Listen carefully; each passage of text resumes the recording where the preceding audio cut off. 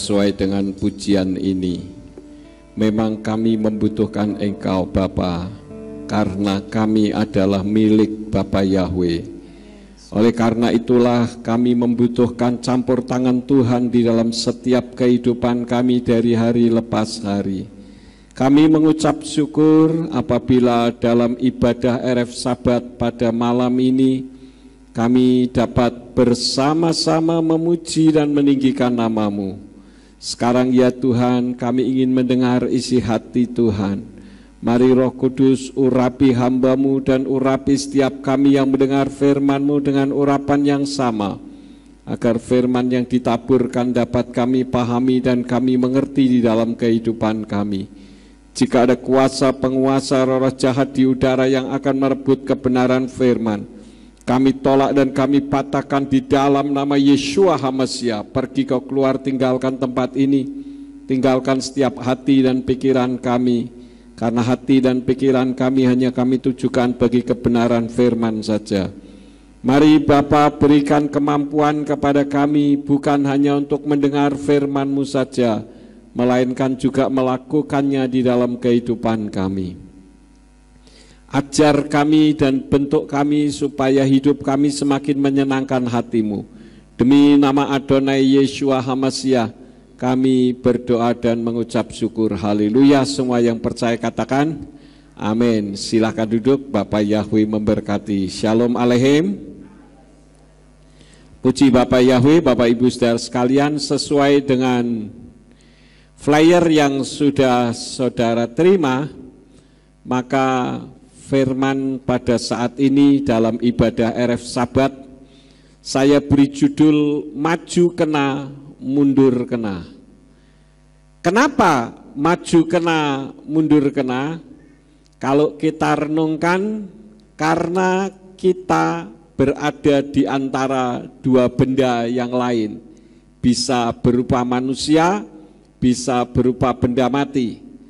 Tetapi intinya adalah kita berada di antara manusia ataupun benda.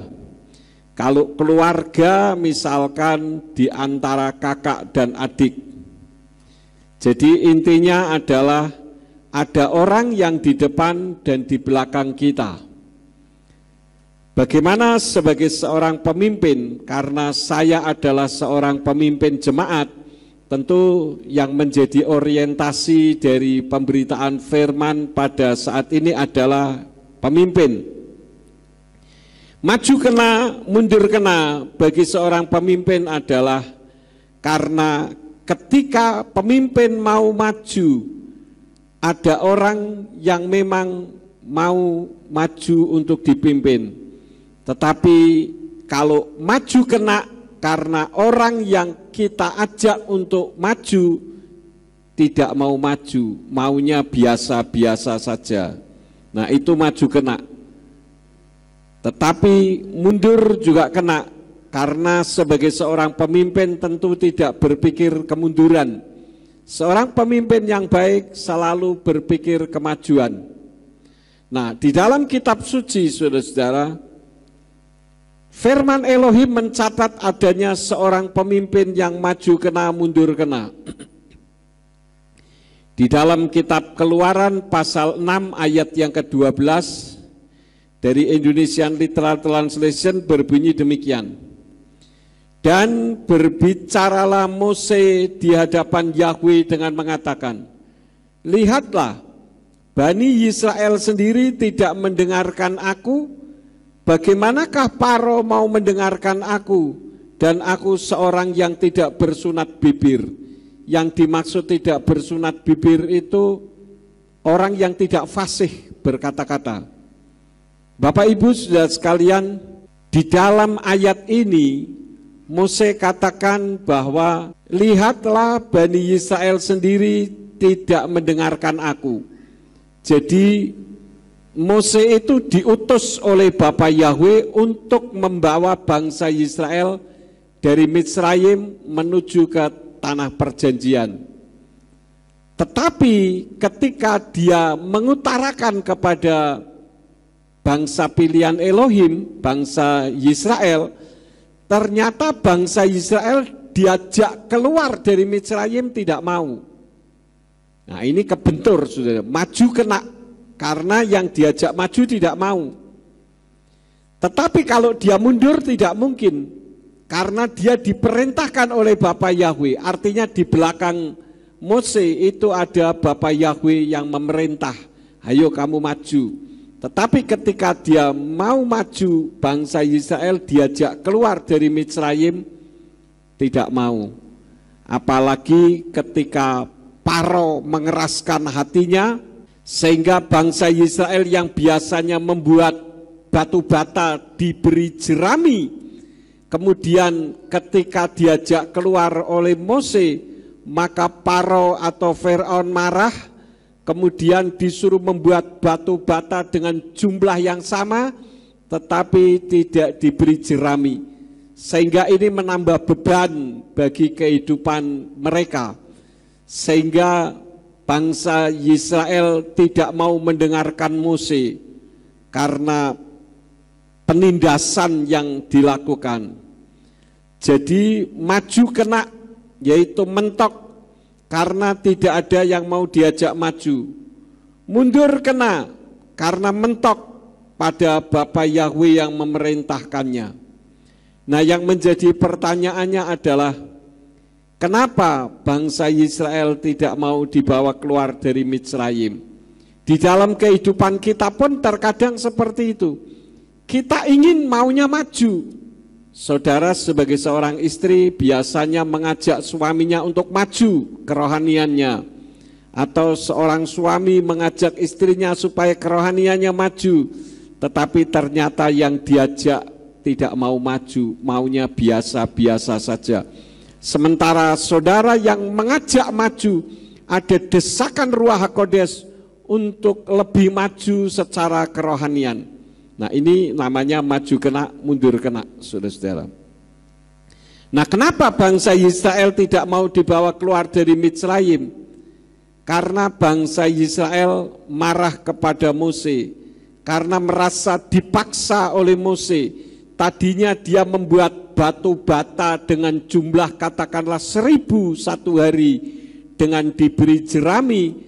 Ketika Mose berbicara kepada Paro dan Paro tidak mau melepaskan bangsa Israel keluar dari Mitsrayim menuju ke tanah perjanjian, maka Paro membuat bangsa Israel semakin menderita dengan kerja paksanya, yaitu disuruh membuat batu bata dengan jumlah yang sama, tetapi jeraminya harus cari sendiri, sehingga ini menambah beban. Oleh karena itulah maka bangsa Israel terjadi kesalahpahaman terhadap Mose, sehingga berpikir bahwa Mose ini bikin berat kehidupannya. Nah di dalam kehidupan kita pun terkadang begitu. Ketika kita mengajak orang lain untuk maju, orang berpikir bahwa kita ini mengada-ada. Padahal kitab suci mengajar supaya kita ini terus maju di dalam Tuhan. Nah, firman Elohim mengajarkan kepada kita ketika Mose memerintahkan untuk bangsa Israel keluar dari Mitsrayim, itu bukan karena kehendaknya, tetapi karena kehendak Bapa Yahweh. Di dalam Keluaran pasal 13 ayat yang ke-9 dari Indonesian Literal Translation dikatakan, dan haruslah itu menjadi tanda bagimu pada tanganmu dan sebagai tanda pengingat di antara kedua matamu, supaya Torah Yahweh ada di mulutmu, sebab dengan tangan yang kuat, saya garis bawahi kata-kata, dengan tangan yang kuat Yahweh telah membawa engkau keluar dari Mitsrayim. Jadi ketika Mose memerintahkan bangsa Israel untuk keluar dari Mitsrayim, itu bukan kehendaknya, tetapi karena kehendak dari Bapa Yahweh. Saya sebagai pemimpin gereja tentu saja menghendaki supaya seluruh jemaat mengalami kemajuan secara rohani. Tetapi terkadang juga ada yang salah pengertian, marah kepada saya karena dianggap saya mengada-ada dan memaksa. Padahal semua itu karena desakan yang Ruach HaKodes taruh di dalam kehidupan saya supaya mengalami kemajuan. Termasuk bukan hanya terhadap jemaat, saudara-saudara, karena saya sebagai pimpinan majelis pusat, tentu saya membawai banyak pendeta, banyak pelayan Elohim. Nah, saya menghendaki supaya dalam dunia nyata sekarang ini, kita ayo maju bersama-sama. Saya sudah sering kali katakan bahwa kita ini hidup di era digitalisasi. Televisi saja sekarang kalau tidak digital sudah tidak bisa dipergunakan untuk nonton.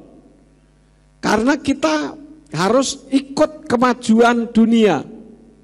Oleh karena itulah di kalangan pejabat-pejabat gereja pemulihan firman, saya membuat program yang saya beri nama Kering Halo. Mungkin di antara saudara ada yang pernah menerimanya, tetapi kenyataannya sedikit responnya.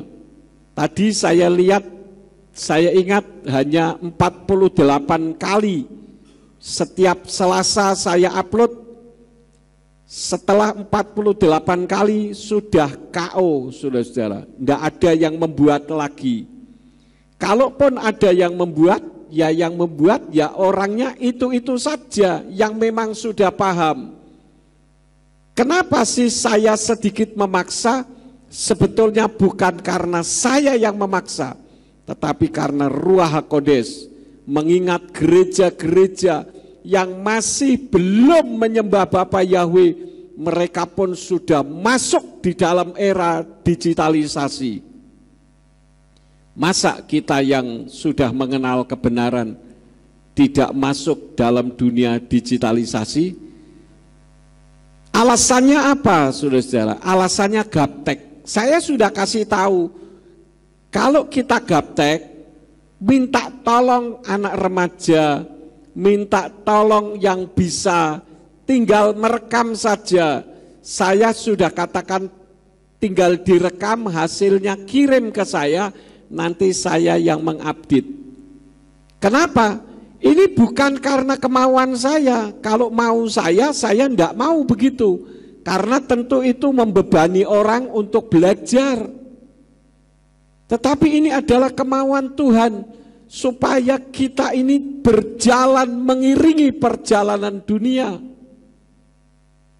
Tadi ketika saya ketemu dengan Alex memberitahu kepada saya tentang AI. Nah, ini bagus juga untuk ilustrasi, saudara-saudara. Apa sih AI itu?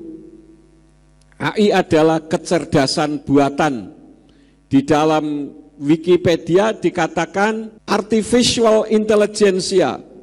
Kecerdasan buatan adalah kecerdasan yang ditambahkan kepada suatu sistem yang bisa diatur dalam konteks ilmiah, atau bisa disebut dengan intelijensi artificial.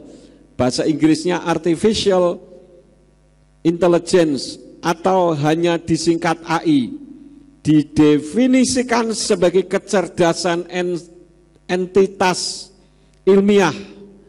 Andreas Kaplan dan Michael Heinlein mendefinisikan kecerdasan buatan sebagai kemampuan sistem untuk menafsirkan data eksternal dengan benar, untuk belajar dari data tersebut dan menggunakan pembelajaran tersebut guna mencapai tujuan dan tugas tertentu melalui adaptasi yang fleksibel. Kenapa saya angkat ini? Karena ini berkaitan dengan maju kena, mundur kena. Saya lanjutkan. Sistem seperti ini umumnya dianggap komputer. Kecerdasan diciptakan dan dimasukkan ke dalam komputer agar dapat melakukan pekerjaan seperti yang dapat dilakukan manusia. Luar biasa sekali. Komputer bisa melakukan sesuatu seperti manusia. Beberapa macam bidang yang menggunakan kecerdasan buatan antara lain sistem pakar, permainan komputer, logika kabur, jaringan saraf tiruan, dan robotika. Secara teknis kecerdasan buatan adalah model statistik yang digunakan untuk mengambil keputusan dengan mengeneralisir karakteristik dari suatu objek berbasis data yang kemudian dipasang di berbagai perangkat elektronik. Kalau saudara nonton YouTube, saudara pernah melihat ada robot buatan dari China atau dari Jepang, saya lupa, berbentuk perempuan cantik dan bisa diajak komunikasi sebagaimana layaknya manusia. Di sini kita juga mengenal adanya robot Asimo yang menggunakan sensor dan algoritma kecerdasan buatan untuk menuruni tangga dan menghindari rintangan. Jadi diberi rintangan-rintangan pun bisa menghindar. Bahkan kita lihat di YouTube adanya taksi online di China yang sudah tidak perlu lagi menggunakan sopir. Ya, ini adalah bentuk-bentuk kemajuan zaman yang mau tidak mau, bisa tidak bisa, harus kita jalani dan kita lewati.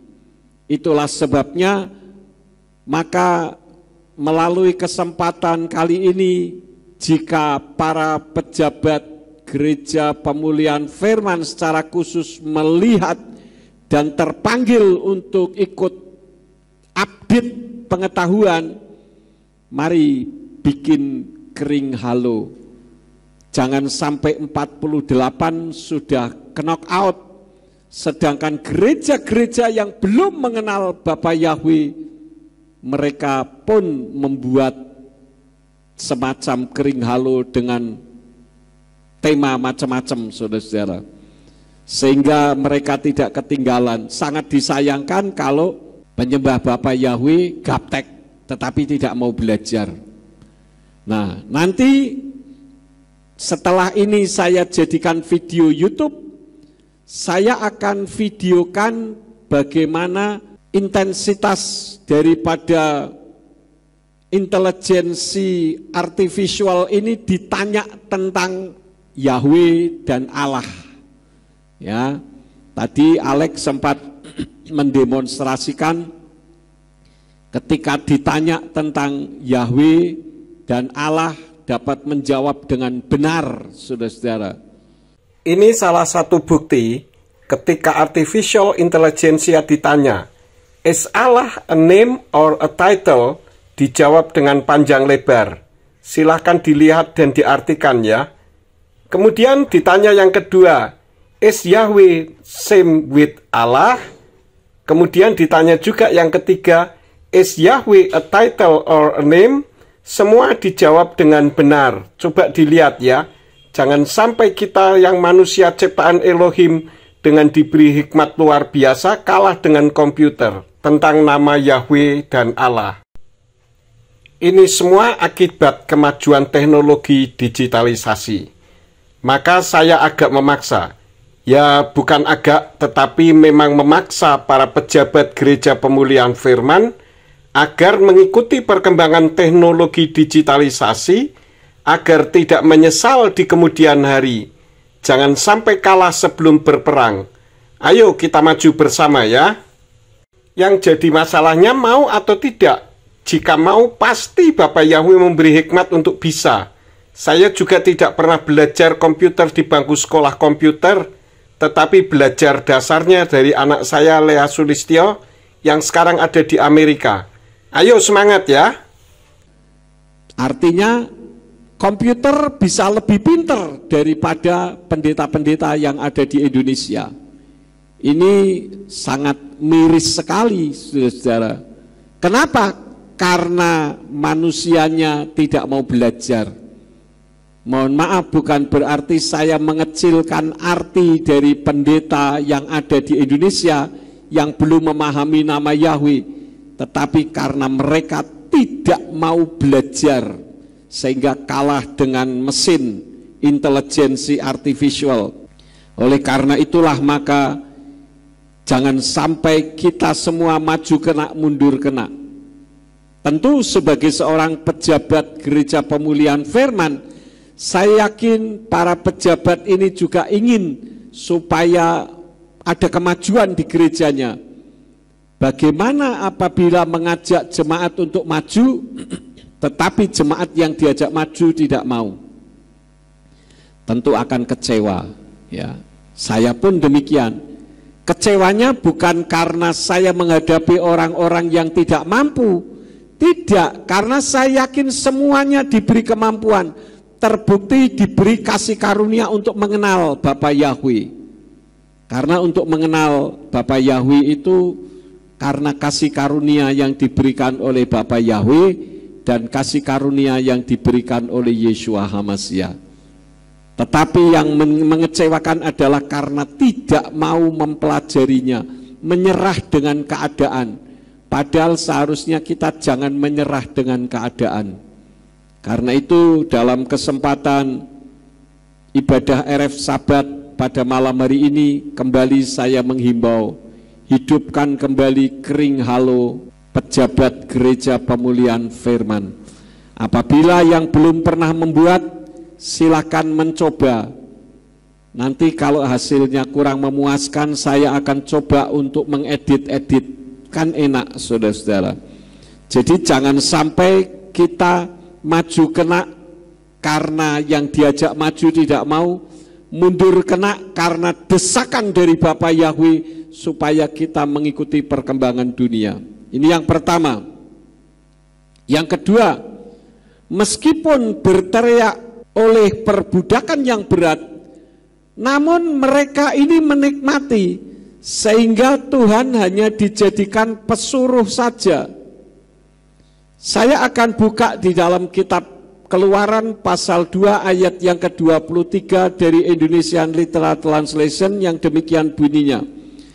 Dan terjadilah sesudah sekian lama berlalu, matilah Raja Mitsrayim atau Paro tentu saja ya. Tetapi Bani Israel masih mengeluh oleh karena perbudakan dan mereka menjerit, perhatikan, mereka menjerit dan teriakan mereka karena perbudakan itu naik kepada Elohim. Mereka menjerit-jerit karena hidup di dalam perbudakan. Saya memang tidak dilahirkan zaman sebelum adanya VOC, sehingga tidak tahu bagaimana penindasan yang terjadi di negara kita. Saya dilahirkan tahun 1960, zaman sebelum G30 SPKI. Jadi tidak tahu bagaimana zaman penjajahan orang-orang Indonesia dijadikan budak, bekerja paksa untuk membuat jalan yang ada di daerah pantai utara. Saya mempelajari dari sejarah Indonesia, dikatakan banyak yang mati karena perbudakan yang berat. Kira-kira bangsa Israel juga seperti itu. Mereka sampai menjerit-jerit kepada Bapa Yahweh, dan Bapa Yahweh mendengar jeritan mereka. Namun saudara-saudara, walaupun mereka menjerit-jerit, tetapi mereka ternyata tidak konsekuen. Di dalam Keluaran 16 ayat yang ketiga dari Indonesian Literal Translation dikatakan, dan berkatalah Bani Israel itu kepada mereka, tentulah kami semestinya telah mati oleh tangan Yahweh di tanah Mitsrayim, dalam keadaan kami sedang duduk menghadapi belanga berisi daging dan makan roti sampai kenyang. Namun kamu telah membawa kami keluar ke padang gurun untuk membunuh seluruh jemaat ini dengan kelaparan. Ini kan aneh, saudara-saudara. Mereka menjerit-jerit kepada Bapa Yahweh, lalu Bapa Yahweh mengutus Mose untuk memimpin mereka keluar. Tetapi ketika mereka sudah dipaksa oleh tangan yang kuat, akhirnya mereka keluar. Mereka bersungut-sungut dengan mengatakan, kamu telah membawa kami keluar ke padang gurun ini untuk membunuh seluruh jemaat ini dengan kelaparan. Ini kan aneh, saudara. Artinya mereka menikmati, walaupun mereka menjerit-jerit, tetapi mereka menikmati penderitaannya. Ini kan sesuatu yang tidak masuk akal.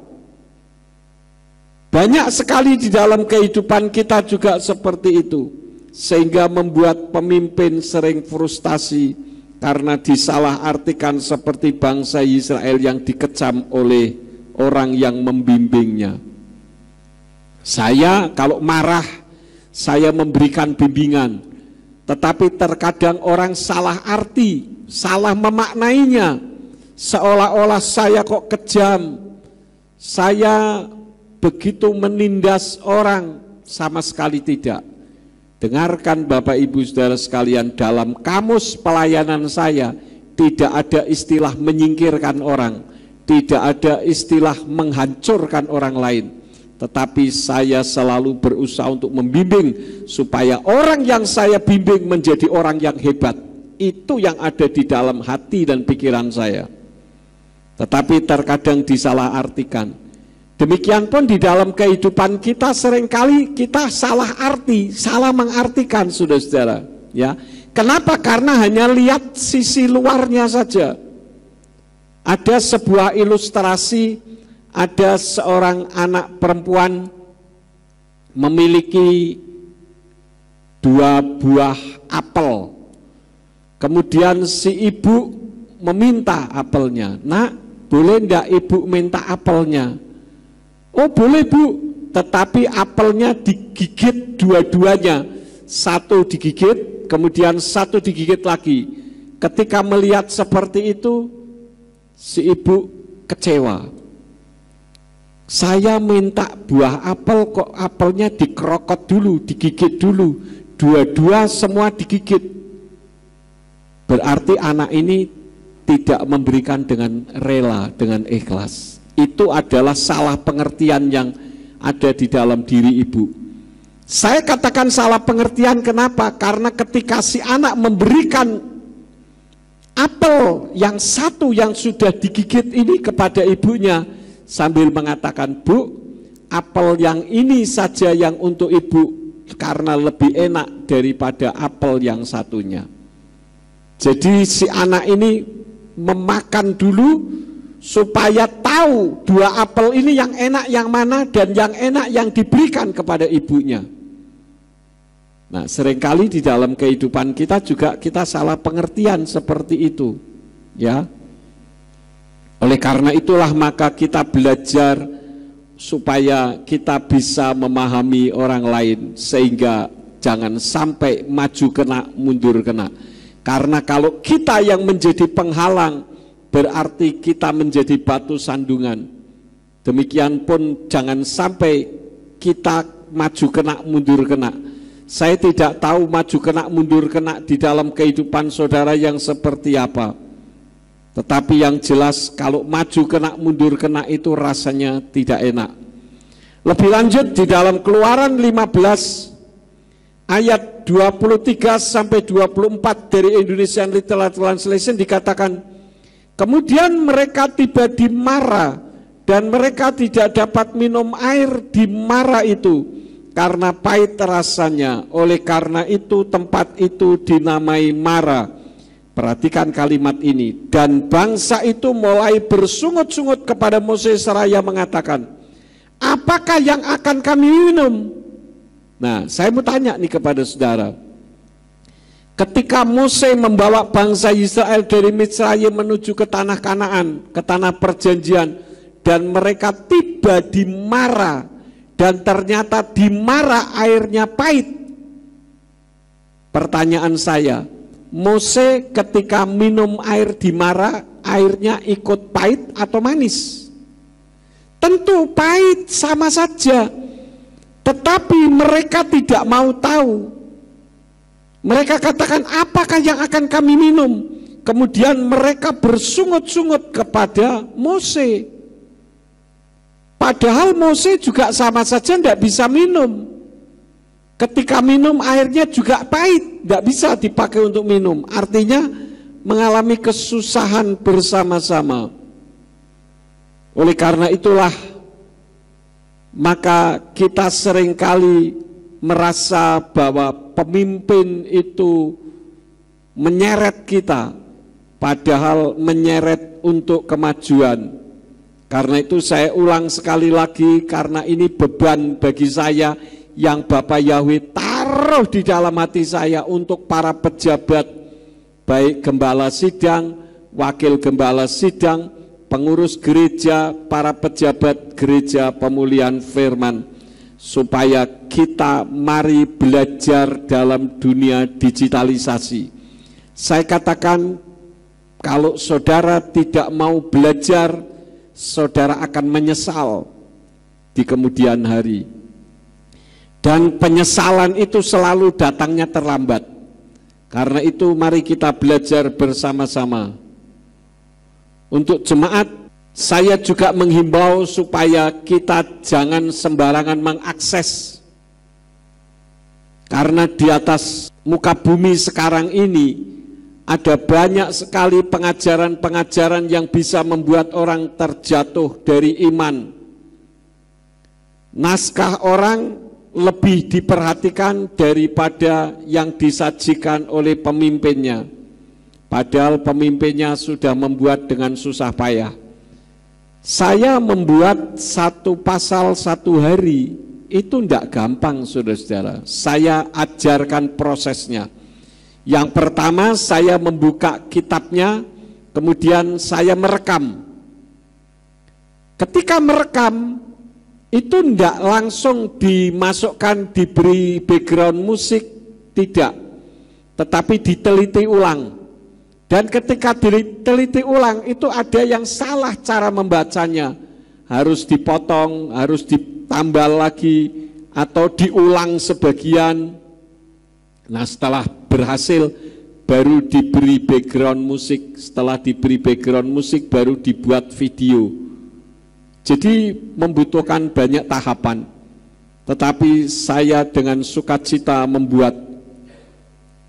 Padahal YouTube sudah mengingatkan kepada saya bahwa dengan melakukan pembacaan kitab suci itu viewer saya anjlok turun habis. Bagi saya tidak masalah, karena saya ada di YouTube bukan untuk mencari duit, saudara-saudara. Itu hanya bonus saja. Kalau dapat ya puji Bapak Yahweh, juga tidak masalah. Karena tujuan saya bukan untuk mencari duit melalui YouTube. Kemudian di Facebook berkali-kali saya diingatkan karena dianggap itu kerja robot. Saya bilang ini bukan kerja robot. Berkali-kali saya diingatkan dan berkali-kali juga saya menyangkalnya. Sehingga sampai sekarang masih diizinkan untuk memasukkannya di Facebook, saudara-saudara. Oleh karena itulah, maka melalui kesempatan ini, mari kita belajar bersama-sama. Saya pun sampai detik ini belajar. Tadi Alek memberitahu kepada saya tentang AI, Artificial Intelligence, saya akan mempelajari, saudara-saudara.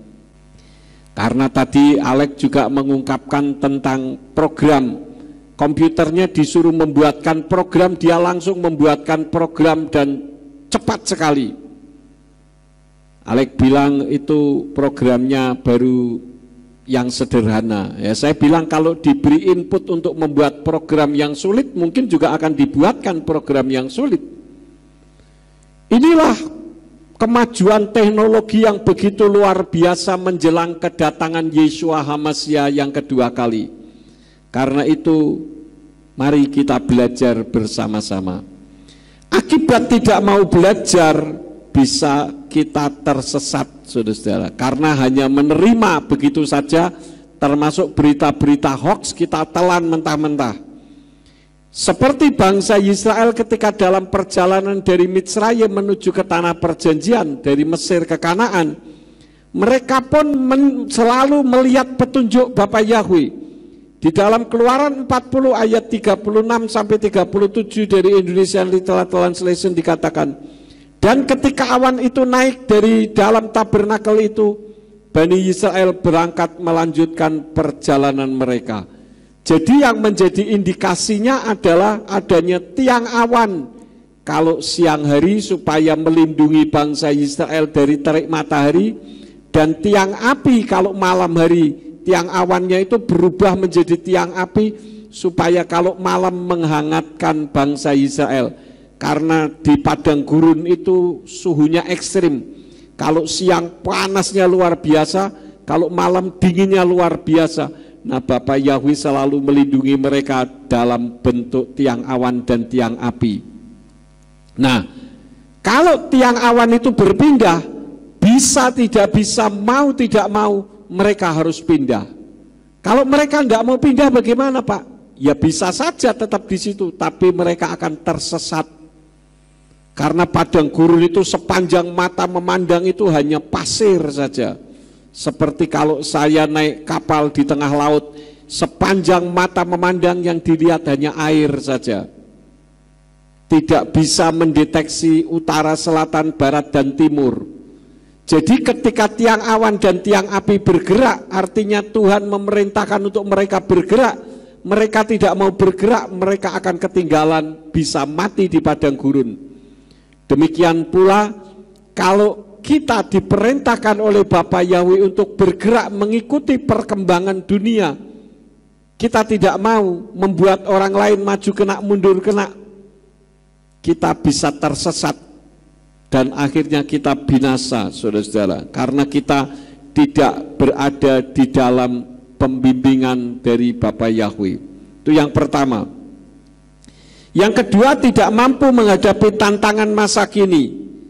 Kitab Roma 12 ayat yang ketiga dari Indonesian Literal Translation katakan, sebab melalui anugerah yang diberikan kepadaku, aku berkata kepada setiap orang yang ada di antara kamu, agar tidak berpikir di atas yang seharusnya dipikirkan, melainkan agar benar-benar berpikir jernih. Berpikir jernih, sekali lagi berpikir jernih, sebagaimana Elohim telah membagikan ukuran iman kepada tiap-tiap orang. Artinya jangan berpikir menurut maunya sendiri, tetapi berpikir menurut apa yang Bapa Yahweh mau di dalam kehidupan kita. Terlepas dari kesulitan, tapi kita maunya sesuai dengan keinginan sendiri. Ini sama dengan bangsa Israel, dan kita tidak boleh seperti itu. Hal yang kedua. Yang ketiga, tidak memperdulikan pemimpin rohani sebagai wakil Elohim.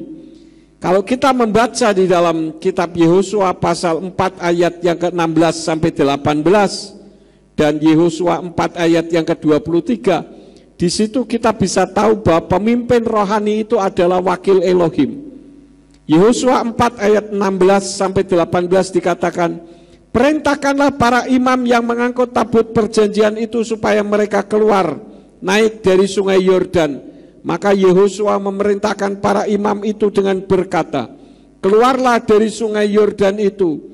Dan pada saat para imam yang mengangkut tabut perjanjian Yahweh itu telah keluar dari tengah-tengah sungai Yordan, dan telapak kaki para imam itu telah ditarik naik ke tanah yang kering, maka berbaliklah air sungai Yordan itu ke tempatnya dan meluap sepanjang tepinya seperti hari sebelumnya. Jadi di sini ketika mereka mau menyeberang sungai Yordan, karena sungai Yordan pada saat itu sungai besar, ya kita bayangkan saja semacam sungai Kapuas, kira-kira seperti itu. Maka ketika para imam itu menjejakkan kaki dengan membawa tabut, maka airnya tersibak seperti ketika Mose membelah laut. Kemudian di dalam Yehosua 4 ayat 23 dikatakan, karena Yahweh Elohimmu telah mengeringkan air sungai Yordan di depanmu, sampai kamu menyeberang seperti yang telah Yahweh Elohimmu lakukan terhadap laut Suf, saat dia mengeringkannya di depanmu sampai kita menyeberang. Jadi di sini para pemimpin itu adalah mewakili Elohim ketika dia perintahkan untuk sungai itu terbelah, maka sungai terbelah. Itu yang ketiga, saudara-saudara. Jadi kita belajar untuk mengikuti bimbingan dari pemimpin. Yang terakhir, yang keempat, kalau tidak mau maju, yaitu mencari pemimpin yang mendukung.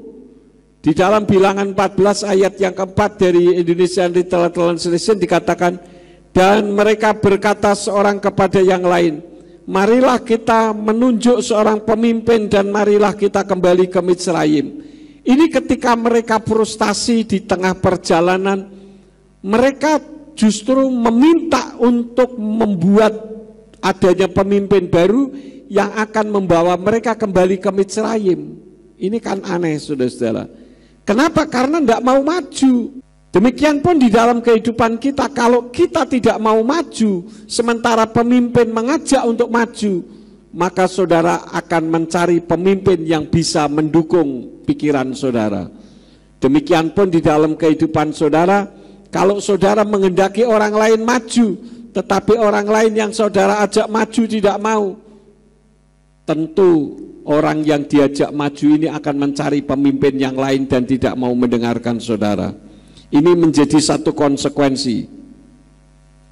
Artinya apa? Jadi tidak taat kepada pemimpin atau tidak taat dari perintah Bapa Yahweh.